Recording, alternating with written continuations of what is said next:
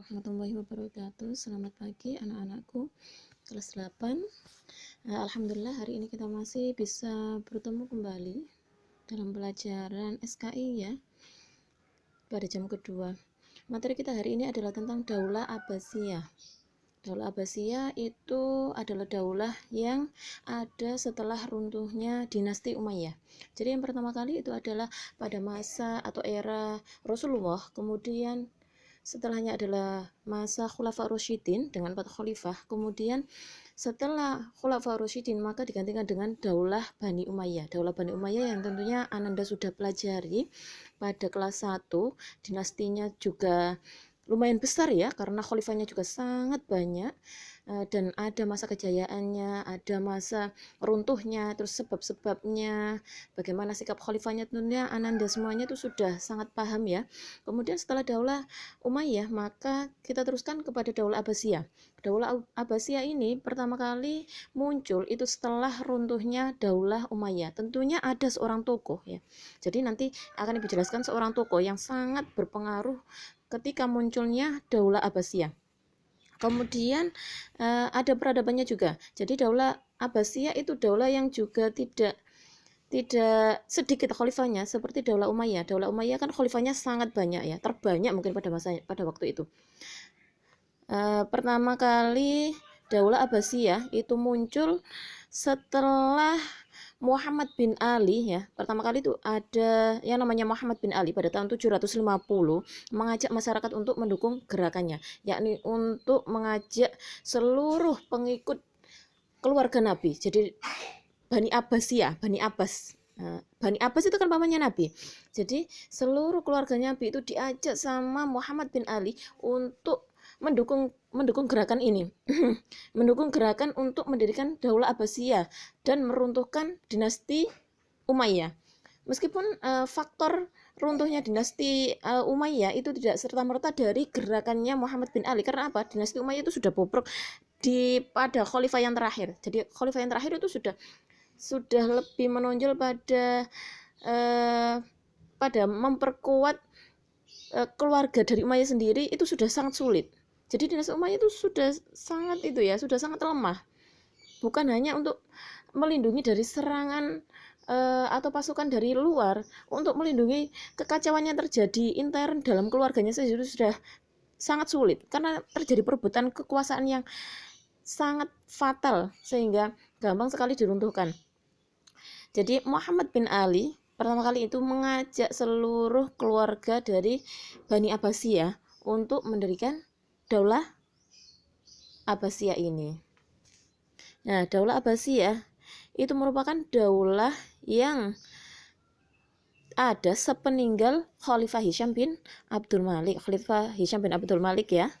Kemudian terjadi pertikaian di mana-mana. Pertikaian internal keluarga itu tidak pernah terhindarkan. Jadi sangat fatal, sangat kacau ya sebelum munculnya dinasti Abbasiyah. Jadi dinasti Daulah Umayyah itu sangat kacau, keadaannya itu sudah sangat kacau, pertikaiannya itu sudah terjadi setiap saat, bahkan mengurusi urusan pengelolaan Baitul Mal sudah sangat kacau. Kemudian pemerintahnya segi apapun itu sudah sangat kacau, sehingga keluarga dari Bani Abbasiyah itu sudah musyawarah bagaimana membentuk pemerintahan yang lebih baik lagi. Jadi setelah itu muncullah dinasti Abbasiyah. Kemudian ada satu tokoh lagi ya, yang namanya Abu Musa Al-Khurasani. Tokoh penting ini yang berhasil ya meramu gerakan sehingga masyarakat itu mendukung gerakannya untuk menggulingkan Daulah Umayyah. Ingat 2 nama ya. Di tahun 750 Masehi. Di tahun 750 Masehi itu adalah ketika runtuhnya Daulah Umayyah dan muncullah Daulah Abbasiyah. 2 nama, yakni Muhammad bin Ali, kemudian Abu Muslim Al-Khurasani. Muhammad bin Ali itu yang mengajak gerakan ini dan mengatasnamakan bahwa gerakan ini adalah gerakan dari keluarga Nabi Muhammad, gitu ya. Kemudian ada satu tokoh lagi yang namanya Abu Muslim Al-Khurasani, yakni yang mendukung untuk menggulingkan Daulah Umayyah. tentunya belajar sejarah itu bukan hanya tentang tahun dan nama ya. Mungkin anak-anak, oh belajar sejarah itu membosankan karena tentang tahun nama gitu ya. Jadi kalau anak-anak hafal tahun dan nama itu pasti pasti bisa gitu nggih. Belajar sejarah itu lebih kepada profil tokoh ya. Menurut Ibu itu seperti itu. Jadi tokohnya itu bagaimana. Terus kita tidak boleh lupa sejarah kita. Ini kan sejarah kebudayaan Islam. Berarti adalah merupakan budaya agama kita, agama Islam. Jadi tidak boleh dilupakan. Harus selalu dipelajari. Itu sangat penting. Mempelajari sejarah itu bukan hanya untuk supaya lulus, supaya naik kelas, atau supaya dapat nilai yang bagus, atau ini hanya sekedar tugas, ini hanya sekedar kurikulum atau mata pelajaran kurikulum yang harus dipenuhi, bukan seperti itu. Jadi belajar sejarah itu kita harus sudah punya niat dan itikat yang baik. Dalam arti apa? Kita tuh membumikan sejarah peradaban agama kita, atau kita berniat seperti ini, mengenang sejarah tokoh-tokoh, sehingga kalau kita menemukan tokoh yang sekiranya sangat menyentuh hati kita, kita doakan, seperti itu. Bisa juga seperti itu. Kemudian mengenang bagaimana susahnya Nabi kita, Nabi Muhammad, susahnya Khulafaur Rasyidin pada zaman itu. Tentunya Masya Allah ya, Khulafaur Rasyidin, berapa khalifah yang terbunuh? Berapa khalifah yang terbunuh oleh kaum-kaum yang musyrik itu? Nah, seperti itu. Jadi kita itu bisa mengenang bagaimana susahnya Nabi, susahnya Khulafaur Rasyidin memperjuangkan Islam, sehingga yang merasakan itu kalian.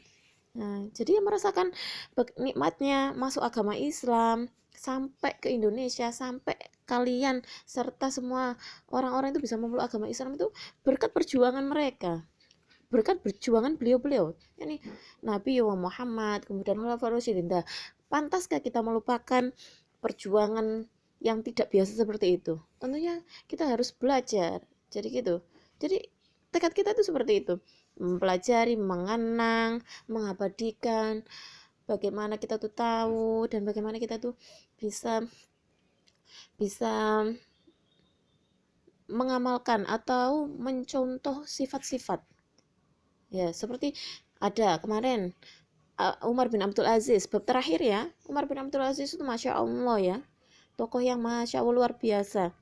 Bahkan digambarkan seperti Umar bin Khattab. Nah, seperti itu kita bisa mencontohnya. Jadi belajar sejarah itu bukan hanya kita itu wajib belajar gitu saja, enggak. Jadi kita tuh harus menggali bagaimana tokoh-tokohnya, bagaimana perjuangan beliau-beliau itu memperjuangkan Islam sampai ke Indonesia seperti ini. Dan tentunya Anda dan semuanya yakin Islam itu agama yang paling benar tentunya ya. Jadi kita sebagai orang Islam ya tentunya ya harus mengetahui sejarah kebudayaan Islam. Jadi jangan bosan nanti belajar sejarah itu membosankan, belajar sejarah itu sulit. Bukan seperti itu. Jangan sampai nanti bilang belajar sejarah itu sangat sulit, tidak menyenangkan, nanti gitu dihilangkan sifat-sifat seperti itu. Jangan seperti itu ya. Jadi dibuat rasa senang. Kita jadi bisa tahu tahun-tahunnya, namanya, sejarah sangat menyenangkan. Banyak sekali peneliti-peneliti sejarah itu. Jadi tugas Ananda hari ini ada 5 pertanyaan. 1. Apa pengaruh runtuhnya Daulah Umayyah bagi perkembangan peradaban dan kebudayaan Islam pada masa itu? Anda jawab nanti ya di buku tugas kalian. Kemudian Ibu akan buatkan Google Form nanti. Jadi Anda setelah mengerjakan itu bisa Anda input gitu ya, bisa Anda input dalam Google Form tersebut. Yang kedua, faktor apa saja yang mendukung berdirinya Daulah Abbasiyah? Jadi setelah runtuhnya Daulah Umayyah muncullah Daulah Abbasiyah. Kemudian ketiga, menurut pendapat kalian bagaimana peran tokoh yang telah berhasil mendirikan pemerintahan Daulah Abbasiyah? Kemudian yang keempat, mengapa menjadi pemimpin itu harus berakhlak mulia, tegas, cerdas, berani, dan bijaksana? Kemudian yang kelima, keteladanan apakah yang dapat kalian ambil dari proses berdirinya Daulah Abbasiyah dikaitkan dengan tugas seorang pelajar pada masa kini? Jadi gini, untuk menjawab pertanyaan ini tentunya sumber belajar kalian bukan hanya dari PDF yang Ibu bagikan. Anda harus itu mencari browsing ya. Jadi jangan gunakan gadget kita hanya untuk bermain atau main TikTok atau sekedar main yang lain. Ananda tentunya biasanya kan yang paling sering ya yang ibu jumpa itu Ananda itu nge-game kemudian main TikTok, itu juga kan enggak baik. Jadi kita gunakan gadget kita untuk membrowsing ya. Kalian cari sumber belajar dalam informasi yang lain. Bisa ya, kita gunakan gadget kita untuk browsing tentang runtuhnya Daulah Umayyah. Yang pertama kali itu cari informasi tentang runtuhnya Daulah Umayyah yang telah kalian pelajari pada kelas 1, kemudian diteruskan dengan bagaimana berdirinya Daulah Abbasiyah, di browsing ya. Jangan gunakan gadget kita untuk hanya main TikTok itu. Kemudian kalian cari tokoh ya, pemimpin itu sudah ada pada soal nomor 4. Jadi pemimpin yang berharmoni atau cerdas, berani dan bijaksana itu kalian browsing siapa pada masa atau era Daulah Abbasiyah. Pada Daulah Umayyah kan sudah ada, tadi sudah ibu sebutkan, yakni ada Umar bin Abdul Aziz yang sifatnya atau kepribadiannya itu mirip dengan Khalifah Umar bin Khattab. Kemudian kita cari pada Daulah Abbasiyah itu yang mana, tokoh yang mana yang menurut kalian bisa kalian ambil tentang akhlaknya, mungkin ketegasannya, kecerdasannya, keberaniannya, dan kebijaksanaannya.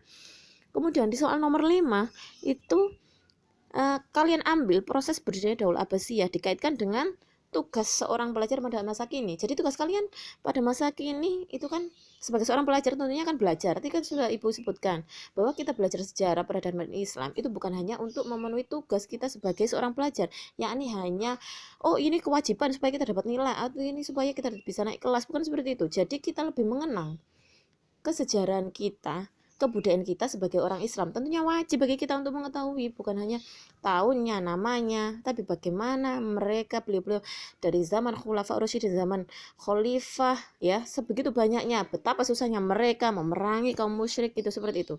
Jadi kalian cari ya jika dihubungkan dengan tugas seorang pelajar pada masa kini. Sudah ya, nanti ibu buatkan Google Form untuk jawaban kalian. Jadi kalian isi salin ya. Pertama kali salin soal tersebut, kemudian ditulis di buku tugas kalian dan kemudian di-upload di Google Form, dijawab di Google Form gitu ya, disalin. Ibu tunggu tugas dari jawaban kalian hari ini. Jangan sampai tidak ada yang mengerjakan. Jangan sampai ada yang tidak mengerjakan ya. Nanti kalau ada yang tidak mengerjakan, langsung ibu share ke wali kelas kalian supaya tidak lanjuti ya. Kita belajar bukan hanya untuk memenuhi tugas saja, tapi kita belajar untuk mengisi waktu kita ya. Mengisi waktu kita bukan hanya untuk main gadget itu jangan hanya dipegang untuk bermain saja. Jangan sampai hanya ke game ya. Game ini suatu yang game ini sangat favorit ya, teman-teman yang lain saja main game, kita enggak. Jangan seperti itu. Jadi jangan kita bandingkan mereka, biar seperti itu. Teman-teman yang lain yang main gadget ya biarkan, game aja biarkan, yang penting diri kita enggak seperti itu. Itu aja ya, ibu tunggu. Assalamualaikum warahmatullahi wabarakatuh, selamat belajar.